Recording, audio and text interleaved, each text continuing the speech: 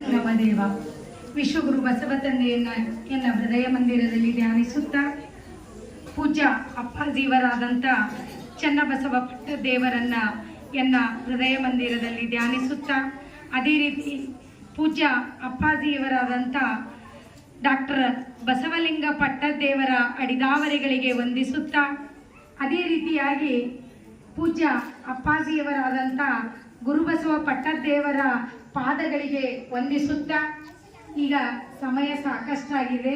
ಆದ ಕಾರಣ ವೇದಿಕೆ ಮೇಲಿರುವಂಥ ಎಲ್ಲ ನನ್ನ ಜೊತೆಗೆ ಈ ಒಂದು ಕಾರ್ಯಕ್ರಮ ಮರಣವೇ ಮಹಾನವಮಿ ಹಾಗೂ ಕಲ್ಯಾಣ ಕ್ರಾಂತಿ ವಿಜಯೋತ್ಸವ ಕಾರ್ಯಕ್ರಮದಲ್ಲಿ ಭಾಗಿಯಾಗಿರುವಂಥ ಎಲ್ಲ ಶರಣು ತಂದೆ ತಾಯಿಗಳಿಗೆ ನನ್ನ ಅನಂತ ಶರಣಾರ್ಥಿಗಳು.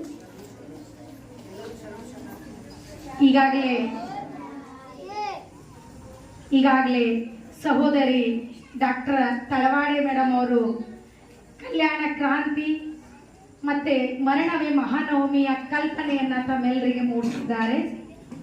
12ನೇ ಶತಮಾನ ಕನ್ನಡ ನಾಡಿನ ಇತಿಹಾಸದಲ್ಲಿ ಒಂದು ವಿಶಿಷ್ಟವಾದ ಸ್ಥಾನವನ್ನು ಪಡ್ಕೊಂಡಿದೆ. ಜನರ ಆಡು ಮಾತಿನಲ್ಲಿ ಸರಳವಾದ ಭಾಷೆಯಲ್ಲಿ ವಚನಗಳನ್ನು ರಚಿಸಿ ಜನರ ಬದುಕಿನ ಮೌಲ್ಯಗಳನ್ನು ತತ್ವಗಳನ್ನು ಎತ್ತಿ ಹಿಡಿದು ನೈತಿಕವಾಗಿ ಸಾಮಾಜಿಕವಾಗಿ ಆಧ್ಯಾತ್ಮಿಕ ಬದುಕಿಗೆ ದಾರಿ ದೀಪವಾಗಿವೆ ನಮ್ಮ ವಚನಗಳು. ಒಂದು ಕಾಲದಲ್ಲಿ ನಮ್ಮ ಸಮಾಜ ಜಾತಿ ಭೇದ, ಲಿಂಗ ಭೇದ, ವರ್ಗ ಭೇದ, ವರ್ಣಭೇದ, ಮೂಢನಂಬಿಕೆಗಳು, ಅಜ್ಞಾನ, ಅಂಧಕಾರ, ಅಸಮಾನತೆಯಿಂದ ಕೂಡಿತ್ತು. ಅದಕ್ಕೆ ಸಮಾಜದಲ್ಲಿರುವಂತಹ ಇಂಥ ಒಂದು ಸಾಮಾಜಿಕ ಸಮಸ್ಯೆಗಳನ್ನು ಹೋಗಲಾಡಿಸಿ ಸಮಾನತೆಯ ಆಧಾರದ ಮೇಲೆ ಸಮಾಜವನ್ನ ಕಟ್ಟಲಿಕ್ಕೆ ಪ್ರಯತ್ನ ಮಾಡಿದವರು ನಮ್ಮ 12ನೇ ಶತಮಾನದ ಶಿವಶರಣರಂತ ನಾವು ಹೇಳ್ಬಹುದು.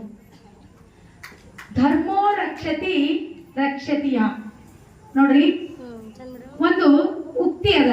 ಏನಂದ್ರ, ಧರ್ಮವನ್ನು ನಾವು ರಕ್ಷಿಸಿದರೆ ಧರ್ಮ ನಮ್ಮನ್ನು ರಕ್ಷಿಸುತ್ತದೆ ಅಂತ ಹೇಳ್ತಾರೆ. ಅದಕ್ಕ ಧರ್ಮ ಎಲ್ಲರೂ ಪಾಲಿಸ್ಬೇಕಾಗ್ತದೆ. ಧರ್ಮ ಎಲ್ರಿಗೂ ಬೇಕಾಗಿಲ್ಲ ಅಂದ್ರೂ ನಾವು ಧರ್ಮದ ಮಾರ್ಗದಲ್ಲಿ ನಡಿಲೇಬೇಕು.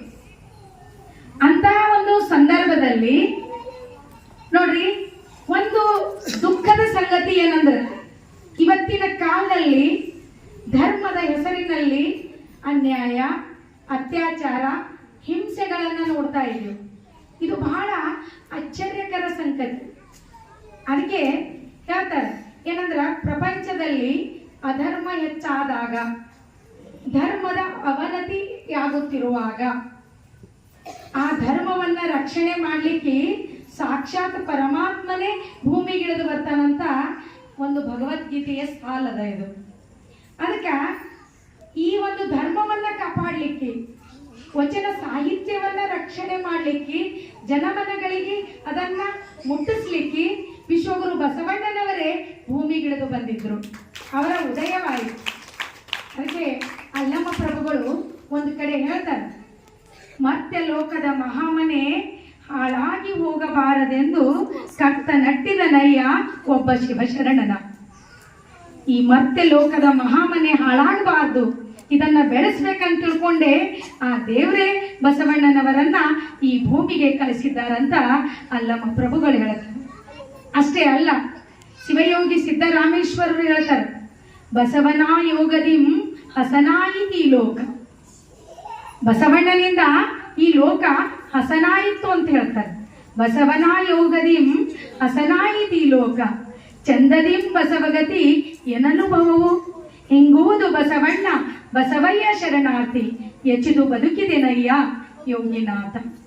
ಅದಕ್ಕ ಅಂತ ಬಸವಣ್ಣನವರು ಈ ಲೋಕದಲ್ಲಿ ಎಂತ ಕೆಲಸಗಳನ್ನ ಮಾಡಿದಾರಂದ್ರೆ, ಸಮಾಜಕ್ಕೆ ಅಂಟಿಕೊಂಡಿದ್ದಂತ ಜಾತಿ ಪದ್ಧತಿ, ಅಸ್ಪೃಶ್ಯತೆ, ಅಜ್ಞಾನ, ಅಂಧಕಾರಗಳನ್ನ ಹೋಗಲಾಡಿಸುವ ಮೂಲಕ ನೋಡ್ರಿ ಅವರು ಸಮಾಜಕ್ಕೆ ವಚನ ಸಾಹಿತ್ಯವನ್ನ ಕೊಡುಗೆಯಾಗಿ ನೀಡಿ ಸಮಾಜಕ್ಕೆ ಅದ್ಭುತವಾದ ಕೊಡುಗೆಯನ್ನು ನೀಡಿದವರು ನಮ್ಮ 12ನೇ ಶತಮಾನದ ಶಿವಶರಣರಂತ ಹೇಳ್ಬೋದು. ಇನ್ನು ನಮ್ಮ ಈ ವಚನ ಸಾಹಿತ್ಯ ಬಹಳ ಸರಳದ, ಅದಕ್ಕೆ ಬಸವಣ್ಣನವರ ತತ್ವಗಳು ಎಲ್ರಿಗಿಷ್ಟ ಆದವು. ಕೋಟ್ಯಾಂತರ ಜನರ ಮನಸ್ಸನ್ನ ಗೆದ್ದು ಈ ಬಸವಣ್ಣನವರ ತತ್ವಗಳು. ಸತ್ವಯುತವಾದಂಥ ಬಸವಣ್ಣನವರ ಬೋಧನೆ ಜನರಲ್ಲಿ ಜ್ಞಾನವನ್ನ ಉದಿಸಿತ್ತು. ಜನರು ಮೂಢನಂಬಿಕೆ ಅಜ್ಞಾನದಿಂದ ಹೊರಬಂದು ಆಧ್ಯಾತ್ಮದ ಅನುಭವವನ್ನ ಅನುಭವಿಸ್ಲಿಕ್ಕೆ ಪ್ರಾರಂಭ ಮಾಡಿದ್ರು. ನೋಡ್ರಿ, ಒಂದು ಹಕ್ಕಿ ನಾವು ಗೂಡಿನಲ್ಲಿ ಇದ್ದಾಗ ಅದು ವಿಲಿ ವಿಲಿ ಒದ್ದಾಡ್ತದೆ. ಅಂತ ಹಕ್ಕಿಯನ್ನ ನಾವು ಗೂಡಿನಿಂದ ಹೊರತಂದಾಗ ಅದು ಸ್ವತಂತ್ರವಾಗಿ ಹಾರಾಡಿ ಆನಂದವನ್ನ ಅನುಭವಿಸ್ತದೆ. ಅದೇ ರೀತಿ ಗೂಡಿನಿಂದ ಹೊರಬಂದಂತ ಹಕ್ಕಿ ಶುದ್ಧ ಗಾಳಿಗೆ ಅರಸುವಂತೆ ಜನ ಬಸವಣ್ಣನ ತತ್ವವನ್ನ ಅರಸ್ತಾ ನೋಡ್ರಿ, ಇಡೀ ಜಗತ್ತಿನ ಮೂಲೆ ಮೂಲೆಯಿಂದ ಶರಣರು ಕಲ್ಯಾಣ ನಾಡಿ ಬಂದರು. ಇಲ್ಲಿ ಒಂದು ಕ್ರಾಂತಿಯನ್ನೇ ಪ್ರಾರಂಭ ಮಾಡಿದ್ರು. ಅದನ್ನ ಕಲ್ಯಾಣ ಕ್ರಾಂತಿ ಅಂತ ಕರೆದರು. ಅದು ಇವತ್ತ ನಮ್ಮ ಇತಿಹಾಸದಲ್ಲಿ ದಾಖಲೆಯಾಗಿ ಉಳಿದುದು. ನೋಡ್ರಿ, ಕಲ್ಯಾಣ ಕ್ರಾಂತಿ ಮಾಡಿದಂತ ಬಸವಣ್ಣನವರನ್ನ ಸ್ಮರಿಸ್ತಾ ನಮ್ಮ ಸರ್ಕಾರ ಪಾರ್ಲಿಮೆಂಟಿನ ಎದುರುಗಡೆ ಬಸವಣ್ಣನವರ ಪ್ರತಿಮೆಯನ್ನ ಸ್ಥಾಪನೆ ಮಾಡಿದೆ. ಇದು ನಮ್ಮೆಲ್ಲರಿಗೂ ಒಂದು ಹೆಮ್ಮೆಯ ಸಂಗತಿ ಅಂತ ನಾವು ಈ ಸಂದರ್ಭದಲ್ಲಿ ಹೇಳ ಬಯಸ್ಬೋದು. ಅಷ್ಟೇ ಅಲ್ಲ, ಈ ಕಲ್ಯಾಣ ಕ್ರಾಂತಿ ನಡೀಲಿಕ್ಕೆ ಏನ್ ಕಾರಣ ಅದನ್ನ ತಿಳ್ಕೊಳ್ಳೋದು ನಾವು ಬಹಳ ಮುಖ್ಯ. ನೋಡ್ರಿ, ಮೊದಲನೇದಾಗಿ ಕಲ್ಯಾಣ ಕ್ರಾಂತಿ ನಡೀಲಿಕ್ಕೆ ಮೊದಲ ನಮ್ಮ ಸಮಾಜದಲ್ಲಿ ದೇವರನ್ನ ಪೂಜಿಸೋದು ಅಂದ್ರೆ ಬಹಳ ಕಷ್ಟದ ಕೆಲಸ ಆಗಿದೆ. ಹೆಂಗಂದ್ರೆ ಅವಾಗಿನ ಕಾಲದಲ್ಲಿ ದೇವರನ್ನ ಒಲಿಸ್ಕೊಳ್ಳಿಕ್ಕೆ ಯಜ್ಞ ಯಾಗಾದಿಗಳನ್ನ ಮಾಡ್ತಾ ಇದ್ರು. ಯಜ್ಞ ಯಾಗಾದಿಗಳನ್ನ ಮಾಡ್ಬೇಕಾದ್ರೆ ಸಾಕಷ್ಟು ಹಣ ಖರ್ಚಾಗ್ತಾ ಇತ್ತು.